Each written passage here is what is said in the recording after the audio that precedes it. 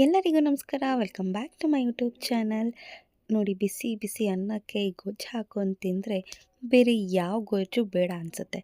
ಅಷ್ಟು ಸೂಪರಾಗಿರುತ್ತೆ. ಬೆಂಡೆಕಾಯಿನ ಯಾರು ಇಷ್ಟಪಡಲ್ಲ, ಎಲ್ಲರೂ ಇಷ್ಟಪಡ್ತಾರೆ. ಅಂಥದ್ರಲ್ಲಿ ಇವತ್ತೊಂದು ಒಳ್ಳೆ ರೆಸಿಪಿ ಮಾಡೋಣ ಬನ್ನಿ. ಇಲ್ಲಿ ನಾನು 2 ಟೇಬಲ್ ಸ್ಪೂನ್ ಧನಿಯಾ ಪೌಡರ್, 1 ಸ್ಪೂನ್ ಖಾರ ಪುಡಿ, ಹಾಗೆ 1 ಸ್ಪೂನ್ ಗರಂ ಮಸಾಲ ತೊಗೊಂಡಿದ್ದೀನಿ.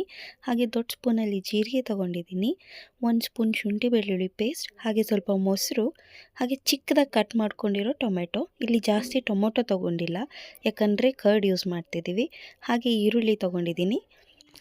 ಬೆಂಡೆಕಾಯಿನ ದೊಡ್ಡದಾಗಿ ಈ ಸೈಜಲ್ಲಿ ಕಟ್ ಮಾಡಿ ಇಟ್ಕೊಂಡಿದ್ದೀನಿ.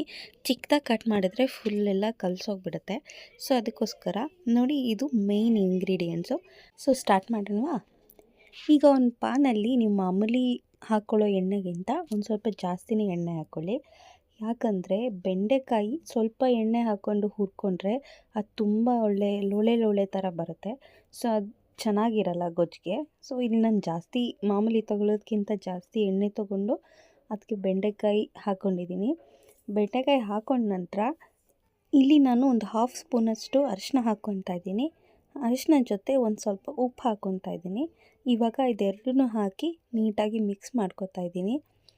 ಎಷ್ಟು ಅಂದರೆ ನೋಡಿ, ಫುಲ್ ಎಲ್ಲದಕ್ಕೂ ಹಾಕಬೇಕು ಅಷ್ಟು ಮಿಕ್ಸ್ ಮಾಡ್ಕೊತಾ ಇದ್ದೀನಿ. ಜಾಸ್ತಿ ಎಣ್ಣೆ ಹಾಕಿಲ್ಲ ಅಂದರೆ ನೋಡಿ, ಈಗಲೇ ಆಲ್ರೆಡಿ ಜಾಸ್ತಿ ಎಣ್ಣೆ ಹಾಕಿದರೂ ಕೂಡ ಈ ಥರ ಲೋಳೆ ಲೋಳೆ ಥರ ಬರ್ತಿದೆ. ಅದಕ್ಕೆ ನಾವು ನೀಟಾಗಿ ಎಣ್ಣೆ ನೋಡಿಕೊಂಡು ಹಾಕ್ಕೊಬೇಕಾಗುತ್ತೆ. ನೋಡಿ, ನಾನು ಜಾಸ್ತಿನೇ ಹಾಕಿದ್ದೀನಿ ಆಲ್ರೆಡಿ. ಈಗ ಎಲ್ಲದೂ ನೀಟಾಗಿ ಮಿಕ್ಸ್ ಮಾಡ್ಕೊತಾ ಇದ್ದೀನಿ. ಎಷ್ಟು ಅಂದರೆ ಬೆಂಡೆಕಾಯಿ ನೀಟಾಗಿ ರೋಸ್ಟ್ ಆಗಬೇಕು, ಅಲ್ಲಿಯವರೆಗೂ ನಾವು ಮಾಡ್ತಾ ಇರಬೇಕು. ಈಗ ನೋಡಿ, ಆಲ್ರೆಡಿ ರೋಸ್ಟ್ ಆಗೋಕ್ಕೆ ಸ್ಟಾರ್ಟ್ ಆಗಿದೆ. ಇದು ತುಂಬ ಈಸಿ ಆ್ಯಂಡ್ ಕ್ವಿಕ್ ರೆಸಿಪಿ, ಬೇಗ ಪಟ್ ಅಂತ ಮಾಡಿಬಿಡ್ಬೋದು. ನೋಡಿ, ಆಲ್ರೆಡಿ ನೀಟಾಗಿ ಹುರ್ಕೊಂಡಿದ್ದೀನಿ. ಇಷ್ಟ ಆಗಬೇಕು, ಇಲ್ಲಾಂದರೆ ಅದು ಟೇಸ್ಟ್ ಚೆನ್ನಾಗಿ ಬರಲ್ಲ. ಇಷ್ಟ ಆಗಿಲ್ಲ ಅಂದರೆ ಇವಾಗ ಕಮ್ಮಿ ಮಾಡ್ಕೊಂಡ್ರೂ ಚೆನ್ನಾಗಿ ಬರಲ್ಲ. ಬೆಂಡೆಕಾಯಿ ಆಲ್ಮೋಸ್ಟ್ ಎಣ್ಣೆಲೇ ಫುಲ್ಲು ಬೇಯ್ಕೊಬೇಕು. ನೋಡಿ, ಇವಾಗ ನೀಟಾಗಿ ಆಗಿದೆ. ಸೊ ಇವಾಗ ನಾನು ಒಂದು ಪಾತ್ರೆಗೆ ಟ್ರಾನ್ಸ್ಫರ್ ಮಾಡ್ಕೊತಾ ಇದ್ದೀನಿ, ಎಲ್ಲದೂ ಎತ್ತಿಟ್ಕೊತಾ ಇದ್ದೀನಿ. ಇವಾಗ ಅದೇ ಎಣ್ಣೆಗೆ ನಾನು ಎತ್ತಿಟ್ಕೊಂಡಿರುವ ಜೀರಿಗೆ ಹಾಕ್ಕೊತಾ ಇದ್ದೀನಿ. ಜೀರಿಗೆ ಹಾಕ್ಕೊಂಡು ನೀಟಾಗಿ ಮಿಕ್ಸ್ ಮಾಡ್ಕೊತಾ ಇದ್ದೀನಿ. ಯಾವಾಗಲೂ ಜೀರಿಗೆ ಹಾಕ್ಕೊಂಡಾಗ ಲೋ ಫ್ಲೇಮಲ್ಲಿ ಇಟ್ಕೊಳ್ಳಿ, ಯಾಕಂದರೆ ಬೇಗ ಬೇಯಿದ್ರೆ ಅದು ಟೇಸ್ಟ್ ಕಹಿ ಬಂದುಬಿಡುತ್ತೆ. ಸೊ ಲೋ ಫ್ಲೇಮಲ್ಲಿ ಇಟ್ಕೊಂಡು ಮಾಡ್ಕೊತಾ ಇದ್ದೀನಿ. ಇವಾಗ ನೀಟಾಗಿ ಚಾಪ್ ಮಾಡಿ ಇಟ್ಕೊಂಡಿರೋ ಆನಿಯನ್ ಹಾಕ್ಕೊಂಡಿದ್ದೀನಿ. ಈ ಎರಡನ್ನು ಹಾಕ್ಕೊಂಡು ನೀಟಾಗಿ ಮಿಕ್ಸ್ ಮಾಡ್ತಾಯಿದ್ದೀನಿ. ಈ ಆನಿಯನ್ ಕಲರ್ ಚೇಂಜ್ ಆಗಬೇಕು, ಅಲ್ಲಿವರೆಗೂ ನಾವು ನೀಟಾಗಿ ಮಿಕ್ಸ್ ಮಾಡೋಣ. ಒಂದಾದ್ಮೇಲೆ ಒಂದು ನೋಡಿಕೊಂಡು ಹಾಕೋದ್ರಿಂದ ಫ್ಲೇವರ್ ಚೆನ್ನಾಗಿ ಹಿಡಿಯುತ್ತೆ. ಸೊ ನಿಧಾನಕ್ಕೆ ನಾನು ತೋರಿಸ್ತಾ ಇದ್ದೀನಿ. ನಾನು ಇದರಲ್ಲಿ ಮೀಡಿಯಮ್ ಫ್ಲೇಮಲ್ಲಿ ಇಟ್ಕೊಂಡಿದ್ದೀನಿ. ಇವಾಗ ಈರುಳ್ಳಿ ಹಾಕ್ಕೊಂಡ ನಂತರ ಈಗ ನಾನು 1 ಸ್ಪೂನ್ ಶುಂಠಿ ಬೆಳ್ಳುಳ್ಳಿ ಪೇಸ್ಟ್ ಹಾಕ್ಕೊತಾ ಇದ್ದೀನಿ. ಇದೂ ಅಷ್ಟೇ, ಅದು ಶುಂಠಿ ಬೆಳ್ಳುಳ್ಳಿ ಫ್ಲೇವರ್ ಘಮ ಎಲ್ಲ ನೀಟಾಗಿ ಅಡ್ಜಸ್ಟ್ ಆಗೋವರೆಗೂ ಹೀಗೆ ಮಿಕ್ಸ್ ಮಾಡ್ಕೊತಾ ಇರೋಣ. ಅದಾದಮೇಲೆ ಈಗ ಸ್ವಲ್ಪ ಟೊಮೊಟೊ ಎತ್ತಿಟ್ಕೊಂಡಿದ್ನಲ್ಲ ಅದು ಹಾಕ್ತಾ ಇದ್ದೀನಿ. ಜಾಸ್ತಿ ಹಾಕಿಲ್ಲ, ಇಲ್ಲಿ ಟೊಮೊಟೊ ಒಂದೇ ತೊಗೊಂಡಿದ್ದೀನಿ ನಾನು. ನಾವಿಲ್ಲಿ ಮೊಸರು ಯೂಸ್ ಮಾಡೋದ್ರಿಂದ ಹುಳಿ ಬಂದುಬಿಡುತ್ತೆ. ಸೊ ಇವಾಗ ಇದಾಗೋ ಅಷ್ಟರಲ್ಲಿ ಒಂದು ಪೇಸ್ಟ್ ರೆಡಿ ಮಾಡ್ಕೊಳ್ಳೋಣ. ಅದಕ್ಕೆ ಸ್ವಲ್ಪ ಮೊಸರು ತೊಗೊಂಡಿದ್ದೀನಿ. ನಮ್ಮನೆ ಮೊಸರು ಸ್ವಲ್ಪ ಹುಳಿ ಇತ್ತು, ಸೊ ನಾನು ಕಮ್ಮಿ ತೊಗೊಂಡಿದ್ದೀನಿ. ಇವಾಗ ನಾನು ಎತ್ತಿಟ್ಕೊಂಡಿರುವಂಥ ಕೊರಿಯಂಡರ್ ಪೌಡರ್, ಚಿಲ್ಲಿ ಪೌಡರ್ ಹಾಗೆ ಗರಂ ಮಸಾಲನ ಹಾಕಿ ನೀಟಾಗಿ ಮಿಕ್ಸ್ ಮಾಡ್ಕೊತಾ ಇದ್ದೀನಿ.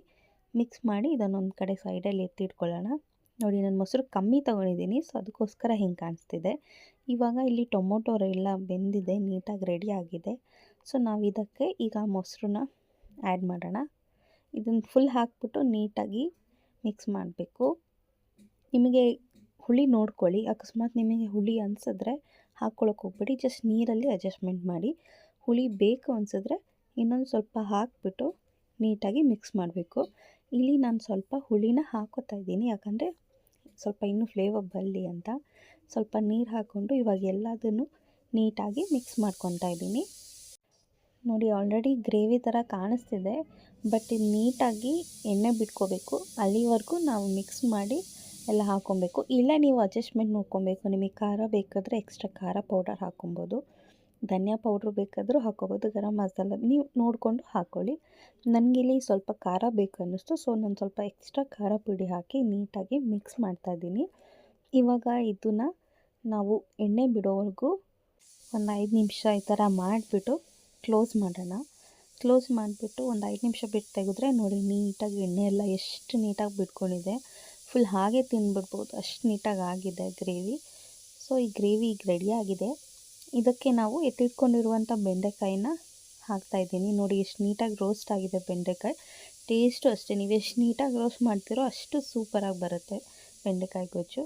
ಸೊ ನಾನು ಇದೆಲ್ಲ ಹಾಕ್ಬಿಟ್ಟು ನೀಟಾಗಿ ಮಿಕ್ಸ್ ಮಾಡ್ತಾಯಿದ್ದೀನಿ.